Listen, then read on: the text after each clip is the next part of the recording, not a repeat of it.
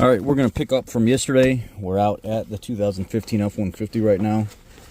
The device is fully updated. We should be good to go with powering it up. It is a Type-C charger. Probably can't see that too well. Let me power a light on for you. Type-C charger. Power buttons on the top. It's the launch Creader Elite 2.0. I have got it plugged into the OBD port, and it is doing an update, switching from V12.11 to V12.12 firmware. It's doing a VIN scan right now. Okay, it picked it up pretty quick.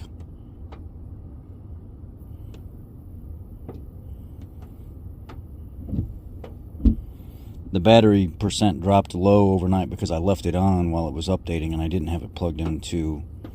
Okay, it says Ford, yes.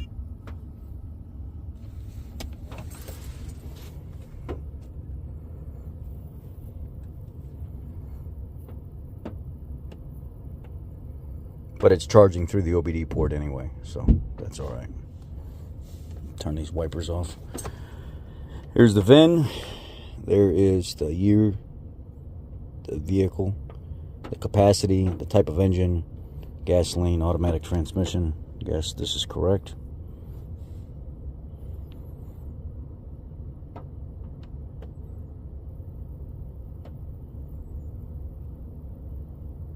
Body control module, system scanning fault, APIM, no fault. I bet you it's something to do with tire size it doesn't like.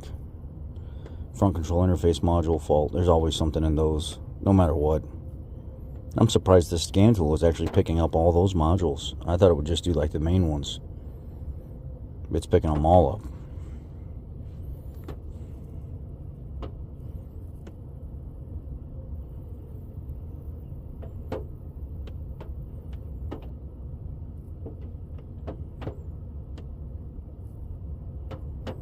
Says the powertrain control module. The other day when I was at a light, I was pulling up to the light. The truck had only been running about 4 or 5 minutes. I was pulling up to the light and it stumbled and it dropped all the way down to like 200-300 RPM, and then all of a sudden it picked back up again. And the only symptom that I know of that would cause something like that is like a fuel pump driver module slightly starting to go out, or like a hiccup with the PCV valve being stuck open, which is notorious on these vehicles. So now you can share the report with an email. You can share the whole entire report with the customer if you want. We're not going to do that. We're going to back out, and we're going to go to allows communication with the instrument panel cluster control. Well, I have a remote start system on here that sometimes the truck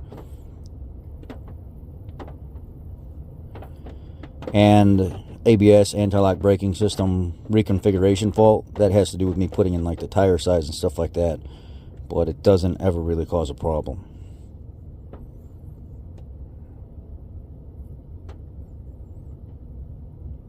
Invalid data received from restraint control module. Data received from ECM control module. PCM is invalid. Yeah, that's because I tuned the computer to take these bigger rims or these bigger tires. Missing communication with radio. And a lot of these are set whenever I do the remote start, because it's an aftermarket remote start. Let me clear everything and see what happens. Just the ABS configuration. Control module vehicle option reconfiguration fault. It's not a hard fault, but it's a reconfiguration fault because I changed everything in the computer. So I clicked on a little arrow right there on the side, and it's taking me into the powertrain control module so we can see what kind of active tests and stuff this thing is able to do. Took a little bit, but it loaded everything that I was looking for. It says read fault code, clear fault memory, read data stream, actuation test.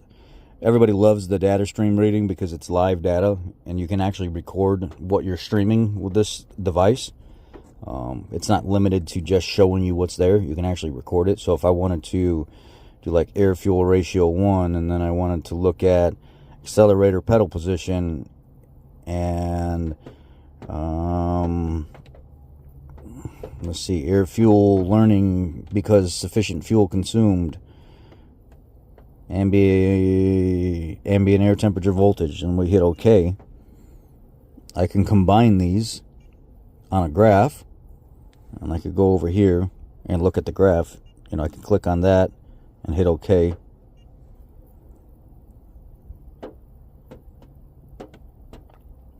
It didn't pop up. And there's the graph with the two of them. And if I had a third, I can graph a third as well. Ambient air temp, we can throw that in there. Let's see what it looks like. And there we go. And if you just wanted to, I think you can, there's a way you can, let's see. There's accelerator pedal position. Went all the way up to like 4 volts. Or no, 4.5 volts, I think it would be his max open here. And then back down to 0. You can see, you can actually slowly let off of your accelerator pedal and then look and see if you're losing any gaps in between that potentiometer sweep to see if you've actually got a bad APP. And I'm slowly letting off of it right now. And you can see that there's no gaps missing at all. And that's how you can diagnose accelerator pedal position sensor sometimes. In Chevy, like the Chevy Malibus with the 1.5 liter and the 2.0 liter, they get a lot of derate in engine speed or engine power because the accelerator pedal position is bad in those. And this is how you can diagnose it.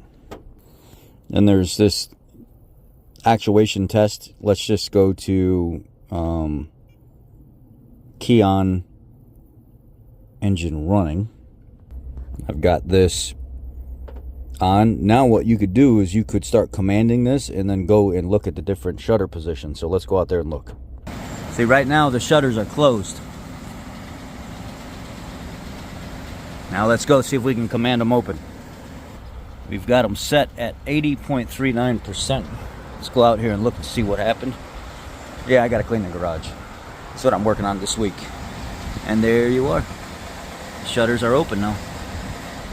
So there's an active test function in this as well that you can do, like an evap test. You can do purge valve, vent valve stuff, open and close, different solenoids. Let's go back. Evaporative canister valve, firm shift, fuel pump, fan control speed, like here. Let's try fan control speeds. On. Come on. There it is. Fan speed just went up on high. Let's turn it off. There it is. It went off. So different actuation tests inside here. You know, there's plenty of them. Generator voltage desired, heater control for exhaust, injector disable, shift solenoid control A and shift solenoid E, output shaft control, variable time, angle desired degree. So you can look at and change the variable camshaft timing exhaust angle. Increase it and decrease it to, like, let's just say you have like a F-150 EcoBoost and you've got the rattle on startup, or even some of the 5.0s will do it and the 2.7s will too, but mainly the 3.5 EcoBoost between 2017 and 2020.